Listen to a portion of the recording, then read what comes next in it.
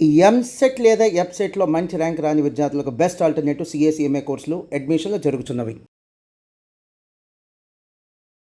నా పరిజ్ఞానం సేకరించే మేరకు ఈ వారం రాశి ఫలితాలను తెలియజేస్తాం.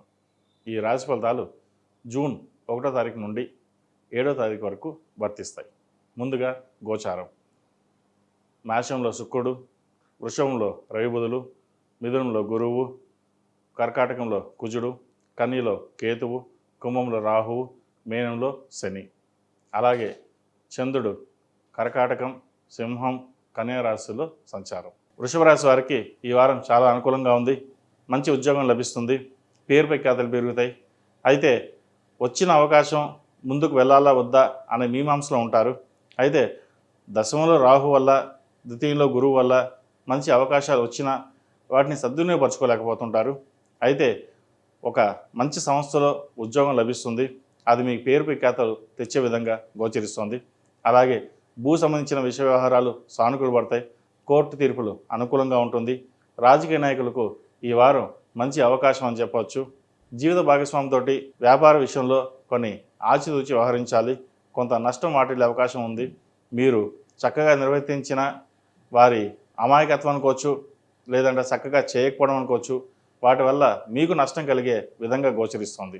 కాబట్టి ఇటువంటి విషయ వ్యవహారాల్లో దగ్గరుండి చూసుకోవడం చెప్పదగిన సూచన.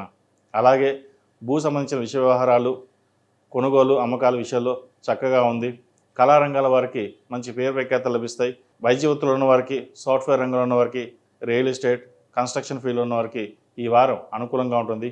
అలాగే బ్యూటీషియన్స్కి, టెక్నీషియన్స్కి కాస్త అనుకూలంగా ఉందని చెప్పవచ్చు.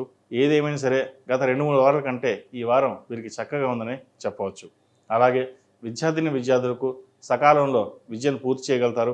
బ్యాక్లాగ్స్ ఏమైనా ఉంటే అవి కంప్లీట్ చేయగలుగుతారు. ప్రతిష్టాత్మకమైన యూనివర్సిటీలో వీరికి సీట్ లభిస్తుంది. అలాగే యూఎస్లో ఉన్న వారికి మంచి ఉద్యోగం కూడా లభించే అవకాశాలు గోచరిస్తుంది. స్నేహితులతోటి అతిగా స్నేహం చేయడం, అతిగా నమ్మడం కూడా మంచిది కాదు. ఎందుకంటే మీరు బాగా ఎదుగుతున్నారని ఈర్ష్యా ద్వేషాలు వారికి ఎక్కువగా ఉంటాయి. అది కొంతమందికే, అందరికీ కాదు. వాటి విషయంలో మీరు ఒక స్థిరమైన నిర్ణయాలు తీసుకుని ముందుకు వెళ్ళినట్లయితే మరిన్ని మంచి ఫలితాలు సంప్రాప్తిస్తాయి. ఈ రాశిలో జన్మించిన స్త్రీలకు వృత్తి ఉద్యోగాల పరంగా సానుకూలంగా ఉంది. అలాగే వివాహ ప్రయత్నాలు చేస్తున్న వారికి మంచి సంబంధం కుదురుతుంది. ఒక విషయమై 10 మందితో చర్చించి ఒక నిర్ణయానికి వస్తారు. మీకంటూ ఒక స్థానాన్ని సంపాదించుకోవడం కోసం జాగ్రత్తగా వ్యవహరిస్తారు. అయితే ఆరోగ్య విషయంలో కొన్ని భయాందోళనలు ఉంటాయి. ఏదైనా అయిపోతుందేమో, ఏదైనా జరుగుతుందేమో అనే భావన ఏర్పడుతుంది. ఆరోగ్యపర విషయాల్లో ఎటువంటి భయపడాల్సిన అవసరం లేదు. చక్కగా ఉంటుంది. చిన్న చిన్న ఇబ్బందులు ఏవైతే ఉంటాయి, సర్జరీ అయ్యే అవకాశాలు కూడా లేకపోలేదు. వాటి విషయంలో కొంచెం జాగ్రత్తలు తీసుకోండి. ఏదైనా సరే ఆహార నియమాలు పాటించి తగిన జాగ్రత్తలు తీసుకుంటే ఎటువంటి ఇబ్బంది ఉండదు. జీవిత భాగస్వామి యొక్క సలహాలు, సూచనలు పాటించండి. కొంతపాటి విభేదాలు వచ్చే అవకాశాలు కూడా ఉన్నాయి. వాటి విషయంలో కొన్ని జాగ్రత్తలు తీసుకోవాలి. అలాగే భూ సంబంధించిన విషయ వ్యవహారాలు సానుకూల పడుతుంది. ఒక స్థలాన్ని అమ్మాలనుకుంటారు. అది ఎప్పటి నుంచో పెండింగ్లో ఉన్న స్థలం ఈ వారం సేల్ అయ్యే విధంగా గోచరిస్తోంది. ఈ రాశివారు ప్రతిరోజు ప్రతినిత్యం ఆరావళి కుంకుమతో అమ్మవారిని పూజించడం, అలాగే నాగసింధూరం ధరించడం చెప్పదగిన సూచన.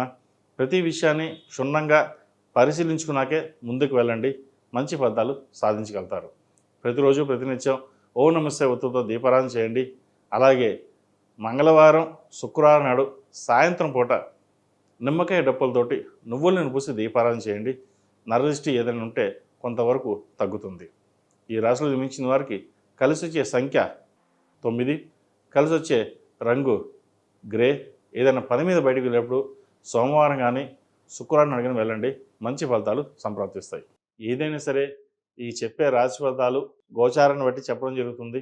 ఎందుకంటే మనం చెప్పే రాశి ఫలితాలు ఒక్కొక్క రాశికి కొన్ని కోట్ల మంది ఉంటారు.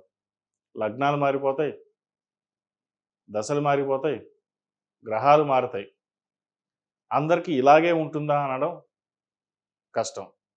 కాబట్టి వారికి ఏ విధంగా బాగుంటుంది, గోచారీత్యా బాగుందా, లగ్నపరంగా బాగుందా, వ్యాపారం కలిసి వస్తుందా, భాగస్వామ్య వ్యాపారాలు కలిసి వస్తాయా, ఎడ్యుకేషన్ పరంగా ఎలా ఉంటుంది, విదేశీ యానం ఎలా ఉంటుంది అనేది వారి వ్యక్తిగత జాతకాన్ని బట్టి ఉంటుంది.